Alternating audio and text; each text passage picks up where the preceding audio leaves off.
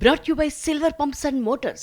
Top quality और consistent performance के लिए सिर्फ सिल्वर पंप्स नाम याद रखना। పోతే ఇరిగేషన్ రంగంలో బట్టి గారు పేజ్ నంబర్ 62 పోయినసారి 2024-25 తన బడ్జెట్ ప్రసంగంలో ఈ ఆర్థిక సంవత్సరంలో 6 పెండింగ్ ప్రాజెక్టులను పూర్తి చేస్తాం, 6.5 లక్షల ఎకరాలకు నీళ్లు ఇస్తామన్నారు.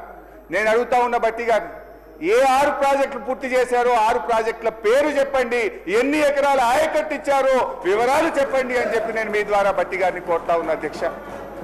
అంకెల గారడి తప్ప అమలు ఉండదా అని చెప్పి నేను మిమ్మల్ని అడుగుతా ఉన్నా అధ్యక్ష. ఇంత దారుణంగా ఉంటుందా? మీ ప్రసంగాలు, మీ బడ్జెట్ లెక్కలు చూస్తున్న ప్రజలు ఏమనుకుంటారో అనే కనీస ఆలోచన, విజ్ఞత కూడా ఉండదా అని చెప్పి నేను అడుగుతా ఉన్నాను అధ్యక్ష.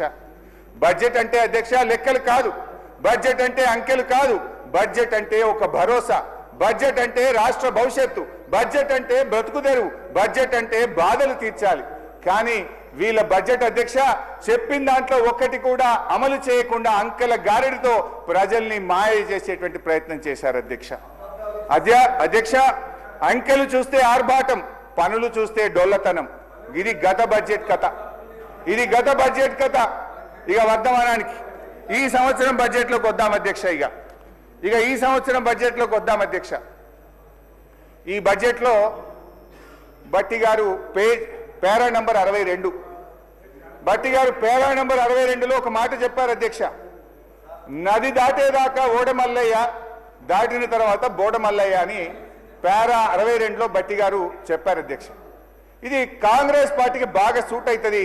నిజమే చెప్పారు అధ్యక్ష, నిజమే చెప్పారు అధ్యక్ష. ఓడ దాటేదాకా ఓడమల్లప్ప, ఓడ దాటినాక బోడమల్లప్ప.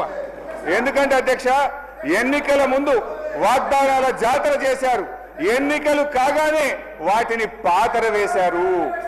ఇవాళ మహాలక్ష్మి 2500 మోసం, 4000 రూపాయల పెన్షన్, రైతు భరోసా, రుణమాఫీ, తులం బంగారం, నిరుద్యోగ భృతి, ఏడాదిలో 2 లక్షల ఉద్యోగాలు, ఉద్యోగులకు పిఆర్సీ 4 డిఏలు, ఆటో డ్రైవర్లకు 12,000, అన్ని పంటలకు బోనస్, ప్రభుత్వంలో ఆర్టీసీ విలీనం, 5 లక్షల విద్యార్థి భరోసా కార్డు. బట్టి గారు ఇప్పుడు చెప్పండి, బోడమల్లయ్య ముచ్చట ఎవరికి వర్తిస్తారో ఒకసారి చెప్పాలని చెప్పి నేను బట్టి గారిని కోరుతా ఉన్నా అధ్యక్ష. అధ్యక్ష, ప్రస్తుత బడ్జెట్ పై కూర్చోండి బైసా ప్లీజ్. నేను మాట్లాడినాక ఉప ముఖ్యమంత్రి గారు మాట్లాడతారు. ఎన్నికల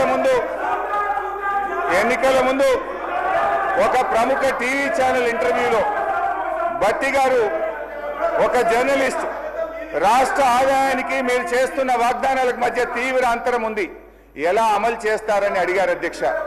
బట్టి గారు జవాబిస్తూ, మా కాంగ్రెస్ పార్టీకి 100 సంవత్సరాల అనుభవం ఉంది, ఆదాయం ఎలా పెంచుకోవాలో మాకు బాగా తెలుసు, మా వ్యూహాలు మాకున్నాయి, ఆదాయాన్ని పెంచుతాం, హామీలన్నీ నెరవేరుస్తామని చాలా కాన్ఫిడెంట్ గా ఆ రోజు ఎన్నికల ముందు బట్టి గారు చెప్పారు.